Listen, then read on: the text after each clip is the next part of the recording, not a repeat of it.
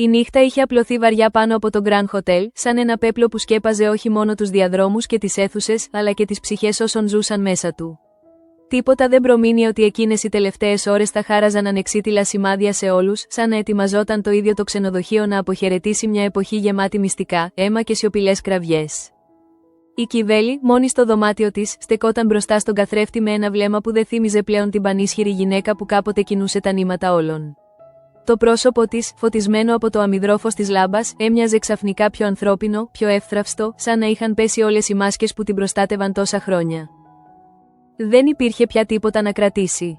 Ούτε η εξουσία, ούτε το ξενοδοχείο, ούτε καν η ψευδαίσθηση ότι μπορούσε να ελέγξει το πεπρωμένο της.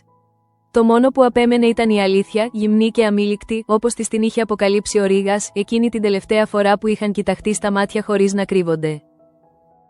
Εκείνη τη στιγμή, η σκέψη του Ρήγα δεν έφερνε θυμό, αλλά μια περίεργη ηρεμία. Ήταν σαν να είχε αποδεχτεί ότι η ζωή τους ήταν δεμένη από την αρχή με το ίδιο σκοτάδι. Ό,τι είχαν χτίσει μαζί, ό,τι είχαν καταστρέψει, τώρα κατέρεε μπροστά της σαν πύργος από άμμο. Λίγο αργότερα, άνοιξε το σιρτάρι του γραφείου της με αργές, σχεδόν τελετουργικές κινήσεις. Έβγαλε χαρτί και πένα και κάθισε να γράψει. Τα γράμματα που σχηματίζονταν πάνω στη σελίδα δεν ήταν απλώς λέξεις, αλλά κομμάτια της ψυχής της που αποχωρίζονταν το σώμα της πριν από εκείνη.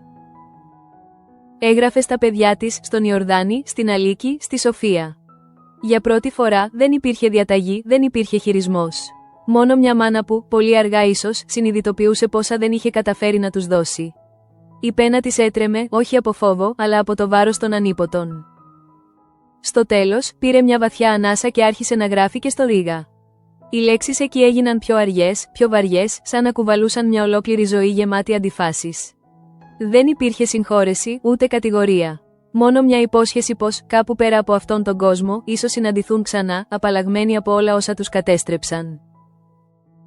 Όσο συνέβαιναν όλα αυτά, στους διαδρόμους του ξενοδοχείου ακουγόταν ακόμα το γέλιο. Η Αλίκη, ο Πέτρος και οι υπόλοιποι είχαν επιστρέψει από τη βραδινή τους έξοδο, γεμάτη ζωή, χωρίς να φαντάζονται ότι λίγα μέτρα πιο πέρα, μια ψυχή ετοιμαζόταν να σβήσει σιωπηλά. Η Κιβέλη σηκώθηκε αργά και πλησίασε την ντουλάπα της. Διάλεξε το πιο εντυπωσιακό της φόρεμα, εκείνο που κάποτε φορούσε στις πιο μεγάλες στιγμές της. Το άγγιξε με τα δάχτυλα της, σαν να χάιδευε μια παλιά ανάμνηση, και το φόρεσε με μια προσοχή σχεδόν ιερή. Δεν υπήρχε βιασύνη. Κάθε της κίνηση ήταν μελετημένη, σαν να ήθελε να κρατήσει όσο περισσότερο μπορούσε αυτή την τελευταία παράσταση. Ήξερε ότι κανείς δεν θα την έβλεπε έτσι ξανά. Και ίσως, βαθιά μέσα της, αυτό να ήταν το μόνο που της είχε απομείνει, να φύγει με αξιοπρέπεια. Τότε ακριβώς, πήρε το μικρό φιαλίδιο με το δηλητήριο. Το κράτησε για λίγα δευτερόλεπτα στο χέρι της, κοιτάζοντας το με μια παράξενη γαλήνη. Δεν υπήρχε δισταγμός. Μόνο μια σιωπηλή αποδοχή ότι αυτό ήταν το τέλος που η ίδια είχε επιλέξει. Το ήπια αργά, σχεδόν τελετουργικά, και ένιωσε το υγρό να καίει το λαιμό της καθώς κατέβαινε. Ένα ρίγος διαπέρασε το σώμα της, αλλά δεν αντιστάθηκε. Αντίθετα, ξάπλωσε στο κρεβάτι της, τακτοποιώντας τα μαλλιά και το φόρεμά της σαν να ετοιμαζόταν για έναν τελευταίο ύπνο. Στο μεταξύ, η νύχτα προχωρούσε χωρίς να αλλάζει τίποτα. Οι φωνές στους διαδρόμους έσβηναν σιγά σιγά, τα φώτα χαμήλωναν και το Grand Hotel βυθιζόταν στη συνηθισμένη του ησυχία. Κανείς δεν αντιλήφθηκε ότι εκείνη τη στιγμή, μια από τις πιο ισχυρές μορφές του ξενοδοχείου άφηνε την τελευταία της πνοή. Το πρωί ήρθε ήσυχα, σαν να μην είχε συμβεί τίποτα. Μέχρι που η σιωπή έσπασε από μια κραυγή που πάγωσε το αίμα όλων. Η Πελαγία, διασχίζοντας το διάδρομο, είχε ανοίξει την πόρτα και είχε αντικρίσει την Κιβέλη ακίνητη, ντυμένη σαν βασίλισσα, αλλά χωρίς ζωή. Η κραυγή της αντίχησε σε όλο το ξενοδοχείο, τραβώντας τους πάντες από τα δωμάτια τους. Βήματα, φωνές, πανικός. Όλα συνέβησαν μέσα σε λίγα δευτερόλεπτα, αλλά για όσους έτρεχαν προς το δωμάτιο, ο χρόνος έμοιαζε να έχει παγώσει. Η Αλίκη έφτασε πρώτη και μόλις είδε τη μητέρα της, σταμάτησε απότομα. Τα μάτια της έμειναν καρφωμένα στο άψυχο σώμα, χωρίς να μπορεί να αντιδράσει. Ήταν σαν να είχε χαθεί κάθε σκέψη, κάθε λέξη. Μόνο ένα κενό απλωνόταν μέσα της, απέραντο και ασήκωτο.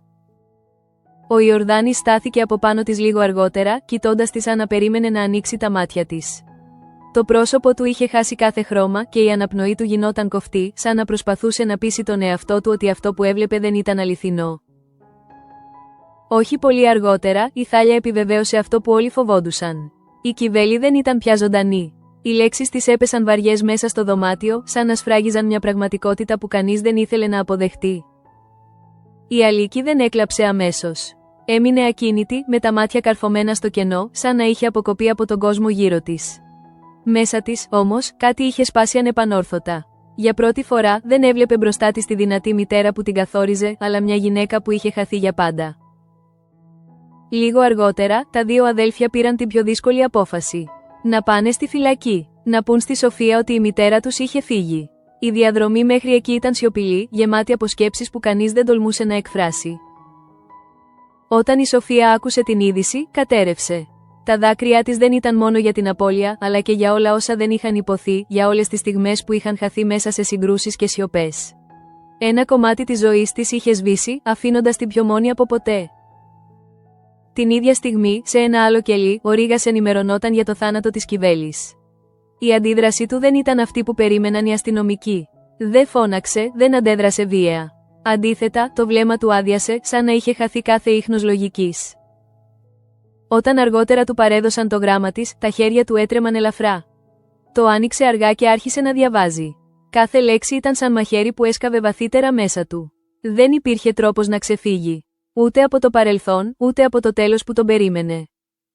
Από εκείνη τη στιγμή και μετά, ο Ρήγας δεν ήταν πια ο ίδιος. Είχε παραδοθεί, όχι μόνο στη δικαιοσύνη, αλλά και στη μοίρα του. Και για πρώτη φορά, δεν φοβόταν το θάνατο. Τον περίμενε, σαν να ήταν η μόνη διέξοδος από όλα όσα είχε δημιουργήσει. Και έτσι, μέσα σε λίγες ώρες, το Grand Hotel έχασε την πιο ισχυρή του μορφή, ενώ ο άνθρωπος που είχε σταθεί δίπλα της ετοιμαζόταν να ακολουθήσει τον ίδιο δρόμο.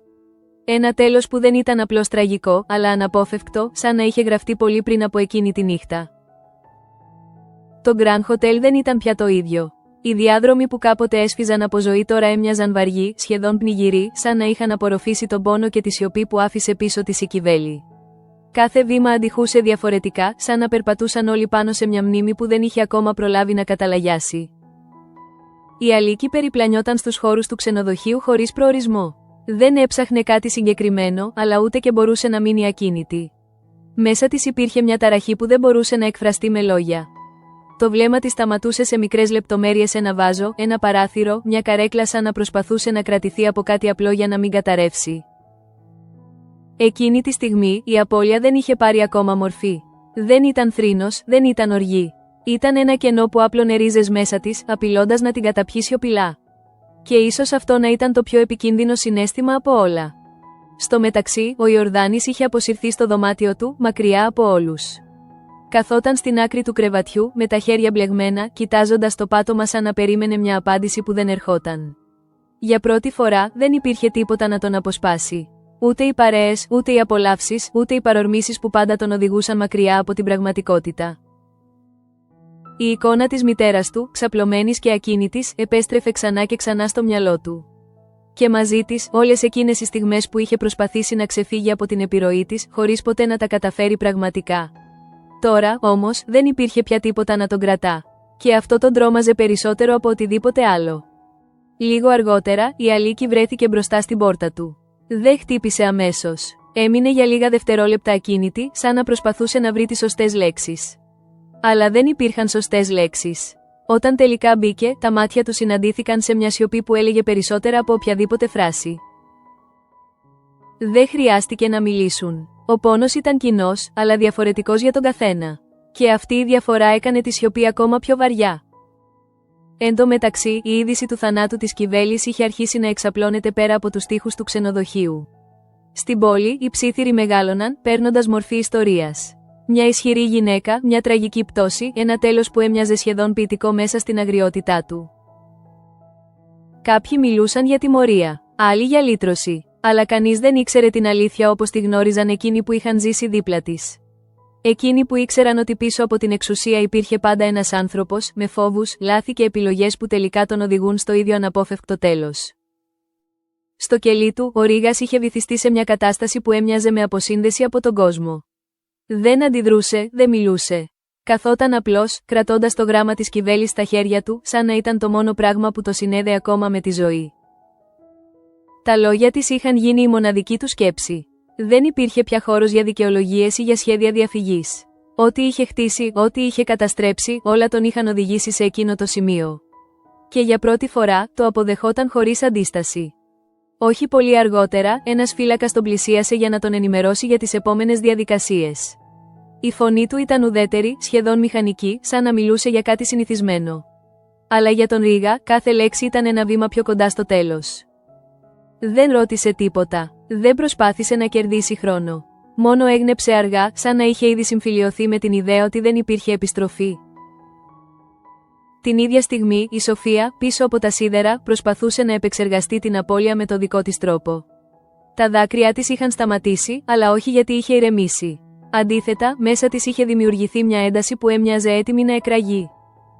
Η μητέρα της δεν ήταν μόνο μια φιγούρα εξουσίας. Ήταν το κέντρο του κόσμου της, ακόμα και όταν αυτός ο κόσμος την πλήγωνε. Και τώρα, αυτό το κέντρο είχε χαθεί, αφήνοντας τη χωρίς προσανατολισμό.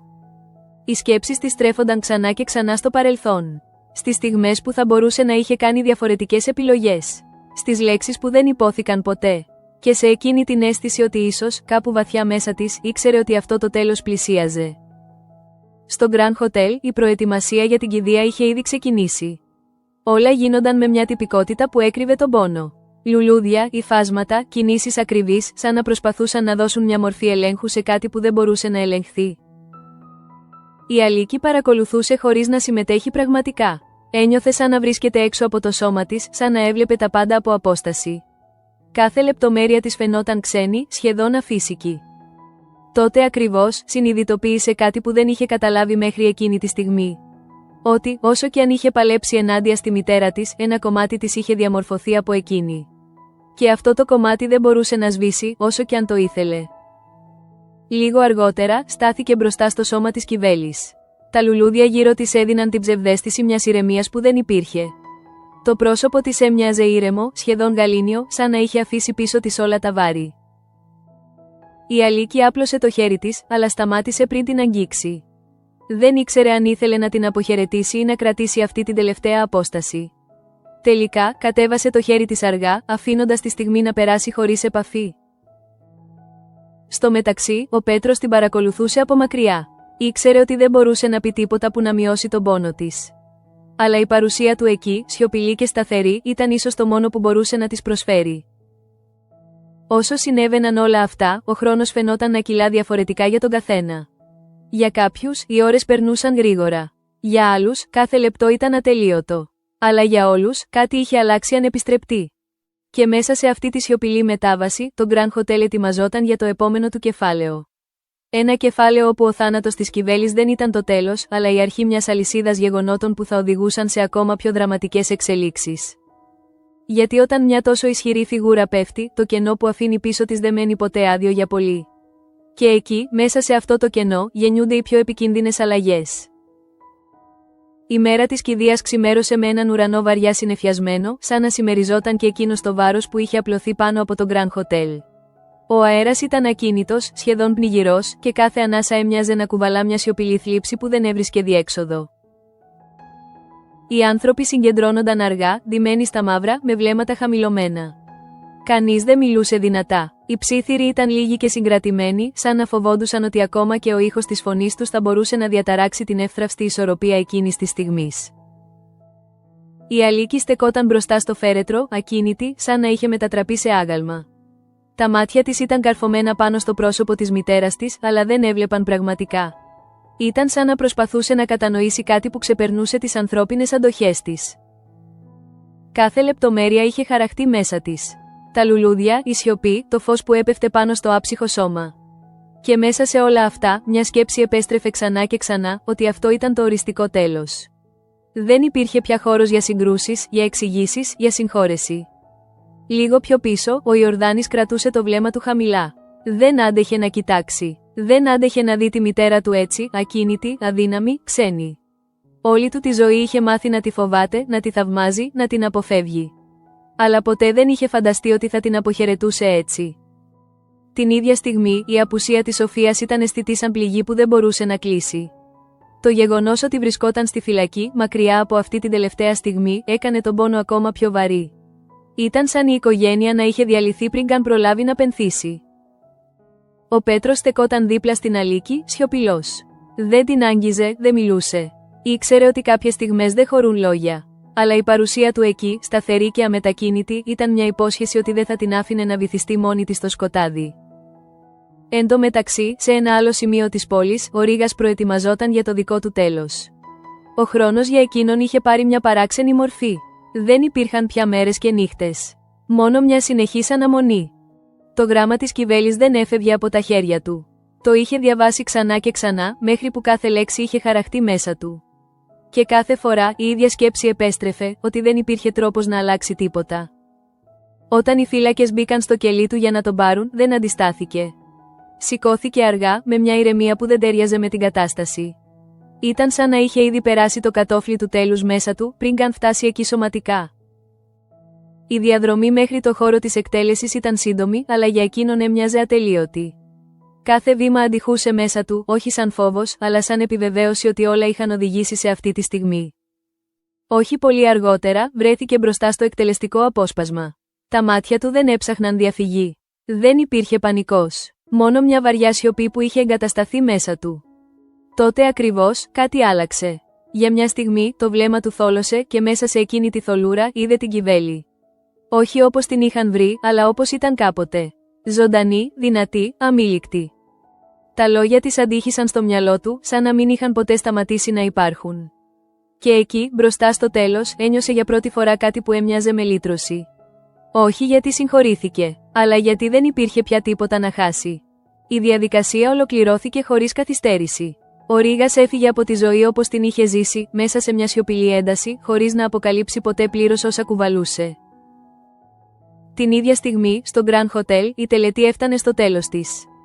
Το φέρετρο κατέβαινε αργά, και με αυτό κατέβαινε και ένα κομμάτι της ιστορίας του ξενοδοχείου. Όσοι βρίσκονταν εκεί ένιωθαν ότι δεν αποχαιρετούσαν μόνο μια γυναίκα, αλλά μια ολόκληρη εποχή. Η Αλίκη, καθώς έβλεπε το χώμα να καλύπτει το φέρετρο, ένιωσε κάτι να σπάει μέσα της. Τα δάκρυα που είχε συγκρατήσει μέχρι εκείνη τη στιγμή κύλησαν επιτέλους. Δεν υπήρχε πια λόγος να κρατηθεί. Ο Ιορδάνης γύρισε το βλέμμα του μακριά, ανίκανος να αντέξει τη στιγμή. Για εκείνον, αυτό το τέλος ήταν πιο βαρύ από κάθε τι που είχε ζήσει μέχρι τότε. Γιατί δεν υπήρχε τρόπος να το αποφύγει. Λίγο αργότερα, οι άνθρωποι άρχισαν να αποχωρούν. Οι ψήθυροι επέστρεψαν, αλλά αυτή τη φορά είχαν αλλάξει. Δεν ήταν πια για την Κιβέλη. Ήταν για το τι θα ακολουθούσε. Γιατί όλοι ήξεραν ότι αυτό δεν ήταν το τέλος. Ήταν μόνο μια μετάβαση. Στο μεταξύ, η είδηση της εκτέλεσης του Ρήγα έφτασε σαν ψήθυρος που μετατράπηκε σε βεβαιότητα. 2 θάνατοι, δεμένοι μεταξύ τους, σαν να είχαν γραφτεί από την ίδια μοίρα. Και μαζί με αυτούς, κάτι άλλο άρχισε να κινείται. Η δικαιοσύνη, οι έρευνες, οι αποκαλύψεις που μέχρι τώρα κρύβονταν στις σκιές. Γιατί όταν οι βασικοί παίκτες φεύγουν από το παιχνίδι, τα μυστικά που άφησαν πίσω τους αρχίζουν να ξετυλίγονται. Και αυτή τη φορά δεν υπήρχε κανείς να τα σταματήσει. 6 μήνες είχαν περάσει, αλλά το Grand Hotel έμοιαζε να κουβαλά ακόμη τα ίχνη εκείνης της νύχτας, σαν μια σκιά που δεν έφευγε ποτέ πραγματικά. Κι όμως, μέσα σε αυτό το ίδιο μέρος που είχε γνωρίσει τον θάνατο και την κατάρρευση, η ζωή έβρισκε τρόπο να συνεχίζει, πεισματικά, σχεδόν προκλητικά. Η αίθουσα είχε στολιστεί ξανά, αυτή τη φορά όχι για ένα πένθος, αλλά για έναν γάμο. Η Φρίντα στεκόταν μπροστά στον καθρέφτη, ντυμένη νύφη, με τα χέρια της να τρέμουν ελαφρά, όχι από φόβο, αλλά από εκείνη την ένταση που φέρνει η στιγμή λίγο πριν αλλάξει για πάντα η ζωή κάποιου. Δίπλα της, η Δέσποινα τακτοποιούσε τις τελευταίες λεπτομέρειες, ενώ η Θάλια προσπαθούσε να κρατήσει την ηρεμία της, αν και μέσα της ήξερε ότι τίποτα στο Grand Hotel δεν εξελισσόταν ποτέ όπως είχε σχεδιαστεί. Ήταν σαν το ίδιο το μέρος να αντιστεκόταν στην κανονικότητα. Την ίδια στιγμή, ο Ιορδάνης περίμενε, ντυμένος γαμπρός, αλλά όχι πια ο ίδιος άνθρωπος που ήταν κάποτε. Τα μάτια του είχαν χάσει εκείνη την επιπολαιότητα που το χαρακτήριζε. Στη θέση της υπήρχε τώρα μια ωριμότητα που είχε γεννηθεί μέσα από την απώλεια και την ευθύνη. Όμως, ακριβώς τη στιγμή που όλα έδειχναν να κυλούν προς μια νέα αρχή, μια κραυγή διέσχισε το χώρο, σπάζοντας την εύθραυστη ισορροπία. Η Αλίκη είχε λυγίσει από τον πόνο, τα νερά της είχαν σπάσει και η ζωή απαιτούσε ξανά την προσοχή όλων. Ο χρόνος πάγωσε για λίγα δευτερόλεπτα. Τα βλέμματα στράφηκαν προς εκείνη και μέσα σε αυτό το χάος η Θάλια ανέλαβε αμέσως δράση. Δεν υπήρχε χώρος για πανικό. Μόνο για πράξεις. Λίγο αργότερα η Αλίκη μεταφέρθηκε σε ένα δωμάτιο, με τον πόνο να διαπερνά το σώμα της σε κύματα. Κάθε σύσπαση ήταν σαν να της θύμιζε ότι, μέσα από όλο αυτό το σκοτάδι που είχε ζήσει, υπήρχε ακόμα κάτι που άξιζε να γεννηθεί. Η Θάλια, αν και για πρώτη φορά αντιμέτωπη με έναν τοκετό, δεν δίστασε. Τα χέρια της έτρεμαν στην αρχή, αλλά η φωνή της παρέμενε σταθερή. Η Φρίντα και η Δέσποινα στάθηκαν δίπλα της, όχι μόνο σαν βοηθοί, αλλά σαν κομμάτια μιας στιγμής που ξεπερνούσε όλους. Στο μεταξύ, έξω από το δωμάτιο, ο Πέτρος περίμενε. Κάθε λεπτό έμοιαζε αιώνας. Τα βήματά του ήταν νευρικά, ασυντόνιστα, σαν να προσπαθούσε να ξεφύγει από την ίδια του την αγωνία. Το μυαλό του έτρεχε σε σκέψεις που δεν μπορούσε να ελέγξει. Όλα όσα είχαν περάσει, όλα όσα είχαν χάσει, όλα όσα είχαν κινδυνεύσει να μην υπάρξουν ποτέ. Και τώρα, εκεί, πίσω από εκείνη την πόρτα, κρινόταν κάτι πολύ πιο σημαντικό. Τότε ακριβώς, μέσα από τον πόνο και την ένταση, ακούστηκε το πρώτο κλάμα. Ένας ήχος καθαρός, δυνατός, που έσκησε τον αέρα σαν υπόσχεση. Η ζωή είχε επιστρέψει. Η πόρτα άνοιξε και η Θάλια εμφανίστηκε με ένα χαμόγελο που δεν μπορούσε να κρύψει τη συγκίνησή της. «Συγχαρητήρια», είπε, με φωνή που έσπαγε ελαφρά, «είναι ένα υγιέστατο κοριτσάκι». Ο Πέτρος έμεινε ακίνητος για μια στιγμή, σαν να μην μπορούσε να επεξεργαστεί αυτό που άκουσε. Και μετά, σαν κάτι να λύθηκε μέσα του, τα μάτια του γέμισαν δάκρυα. Όχι από πόνο αυτή τη φορά, αλλά από κάτι που έμοιαζε με λύτρωση. Λίγο αργότερα, στην ίδια αίθουσα όπου πριν λίγο επικρατούσε ένταση, οι άνθρωποι είχαν συγκεντρωθεί ξανά. Όχι για να θρηνήσουν, αλλά για να γιορτάσουν. Η μικρή Αγγέλα είχε φέρει μαζί της κάτι που όλοι είχαν ξεχάσει, την ελπίδα. Η Αλίκη, κουρασμένη αλλά γεμάτη φως, κρατούσε το μωρό στην αγκαλιά της. Το βλέμμα της είχε αλλάξει. Δεν ήταν πια μόνο η γυναίκα που είχε χάσει, που είχε παλέψει, που είχε πληγωθεί. Ήταν μια μητέρα. Και αυτό της έδινε μια δύναμη που δεν είχε γνωρίσει ποτέ πριν. Στο μεταξύ, η ζωή συνέχιζε να επιφυλάσσει εκπλήξεις. Η Πελαγία ένιωσε ξαφνικά αδιαθεσία και ο Βαγγέλης πανικοβλήθηκε. Το παρελθόν είχε αφήσει φόβους που δεν έφευγαν εύκολα. Όμως αυτή τη φορά, η πραγματικότητα ήταν διαφορετική. Η Θάλια, εξετάζοντάς την, χαμογέλασε με τρόπο που κανείς δεν περίμενε. Δεν υπήρχε κίνδυνος. Αντίθετα, υπήρχε μια νέα αρχή. Η Πελαγία ήταν έγκυος. Η είδηση έφερε γέλια, δάκρυα, μια αίσθηση ότι, παρά όλα όσα είχαν συμβεί, η ζωή δεν είχε σταματήσει. Αντίθετα, συνέχιζε, πιο δυνατή, πιο επίμονη. Όσο συνέβαιναν όλα αυτά, άλλες ζωές προχωρούσαν με το δικό τους ρυθμό. Ο Βλάσης είχε βγει από τη φυλακή, αφήνοντας πίσω του ένα παρελθόν που τον είχε σημαδέψει. Η Φρίντα είχε σταθεί στο πλευρό του, αποδεικνύοντας ότι ακόμα και μέσα στις πιο δύσκολες συνθήκες, υπήρχε χώρος για αφοσίωση. Η Ελένη, έγκυος και εκείνη, εργαζόταν στον Παριζιάνο, με μια ηρεμία που έκρυβε τη δύναμη όσων είχε περάσει. Δεν ήταν πια η ίδια γυναίκα. Είχε αλλάξει, είχε οριμάσει, είχε μάθει να στέκεται. Την ίδια στιγμή, μακριά από τα βλέμματα των περισσότερων, η δικαιοσύνη συνέχιζε το έργο της. Ο Γουσέτης συνελήφθη, βλέποντας το τέλος του Ρίγα να μετατρέπεται σε αρχή για τη δική του πτώση. Και δεν ήταν ο μόνος. Ο Γαληνός βρέθηκε επίσης αντιμέτωπος με τις συνέπειες των πράξεών του. Τα μυστικά που κάποτε κρύβονταν με τόση προσοχή, τώρα έρχονταν στην επιφάνεια, ένα-ένα. Ο Αλέξανδρος, μέσα σε όλα αυτά, κρατούσε μια ελπίδα. Ότι η Σοφία, με όλα όσα αποκαλύπτονταν, ίσως να μπορούσε να βρει ξανά το δρόμο της προς την ελευθερία. Ότι ίσως, για πρώτη φορά μετά από καιρό, η αλήθεια να λειτουργούσε υπέρ της. Και έτσι, μέσα σε έναν κόσμο που είχε γνωρίσει την απώλεια, τον θάνατο και την προδοσία, κάτι νέο άρχιζε να σχηματίζεται. Όχι τέλειο, όχι χωρίς πληγές. Αλλά αληθινό.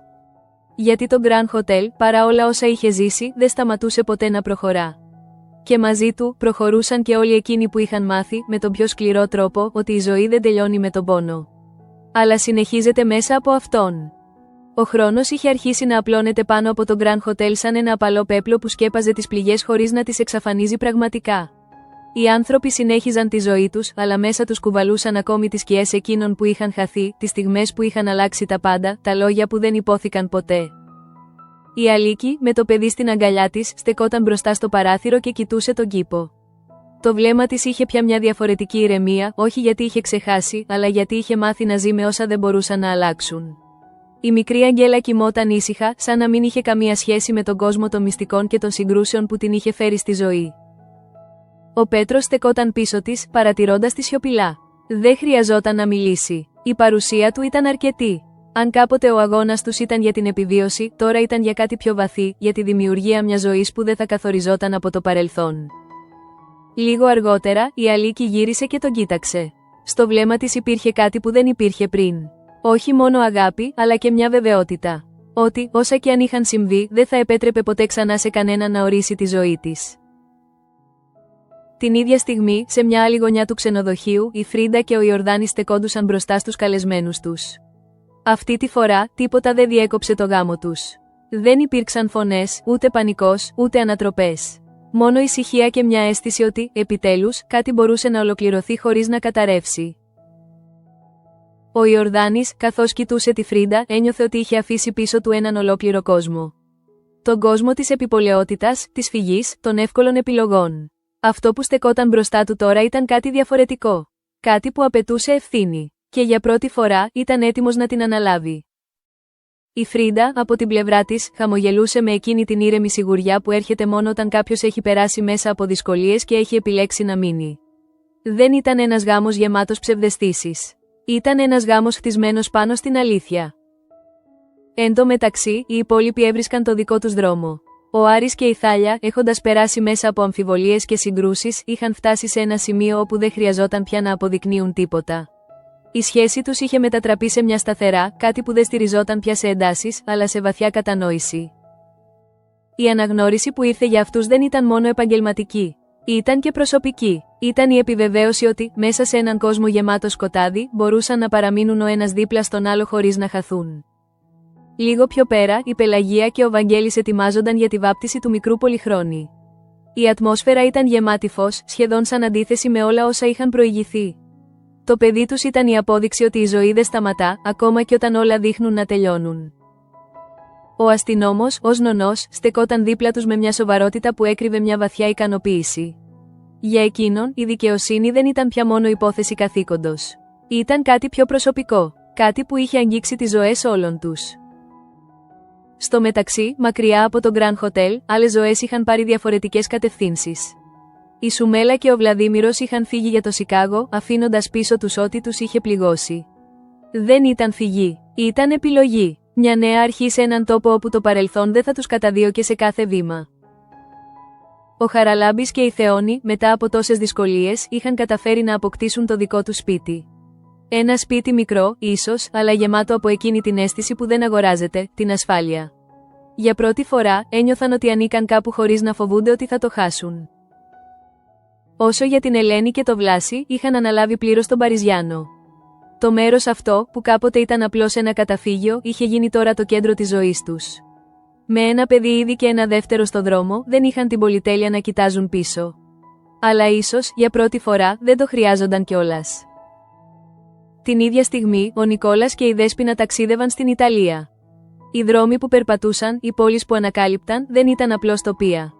Ήταν μια ευκαιρία να ξαναγράψουν τη δική τους ιστορία, μακριά από όσα τους είχαν στοιχιώσει. Όχι πολύ αργότερα, η είδηση για τη σύλληψη του Γαλινού και του Γουσέτη είχε πια εδραιωθεί ως πραγματικότητα. Η δικαιοσύνη, έστω και καθυστερημένα, είχε αρχίσει να βρίσκει το δρόμο της. Οι σκιές δεν είχαν εξαφανιστεί, αλλά είχαν αρχίσει να παίρνουν μορφή. Και όταν κάτι παίρνει μορφή, μπορεί να αντιμετωπιστεί. Η Σοφία, μέσα σε όλο αυτό, στεκόταν στο μετέχμιο. Δεν ήταν πια η ίδια γυναίκα που είχε χαθεί μέσα στις ενοχές και την αδυναμία. Οι εξελίξεις της έδιναν μια ευκαιρία. Όχι για λύτρωση εύκολη, αλλά για κάτι πιο δύσκολο, να αντιμετωπίσει την αλήθεια. Από εκείνη τη στιγμή και μετά, τίποτα δεν ήταν όπως πριν. Όχι γιατί όλα είχαν διορθωθεί, αλλά γιατί όλοι είχαν αλλάξει.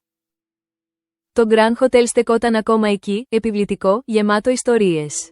Αλλά αυτές οι ιστορίες δεν ανήκαν πια στο παρελθόν. Ανήκαν σε όσους είχαν επιβιώσει. Και κάπου ανάμεσα σε όλα αυτά, υπήρχε μια σιωπηλή κατανόηση. Ότι το τέλος δεν είναι ποτέ μόνο τέλος. Είναι και αρχή. Για κάποιους, ήταν μια αρχή γεμάτη ελπίδα. Για άλλους, μια αρχή γεμάτη προκλήσεις. Αλλά για όλους, ήταν μια ευκαιρία να ζήσουν διαφορετικά. Γιατί τελικά, αυτό που μένει δεν είναι οι θάνατοι, ούτε οι συλλήψεις, ούτε οι προδοσίες. Είναι οι άνθρωποι που συνεχίζουν. Που προχωρούν. Που επιλέγουν, ξανά και ξανά, να ζήσουν. Και έτσι, η αυλαία έπεσε όχι με σιωπή, αλλά με έναν ψίθυρο ζωής που αρνιόταν να σβήσει.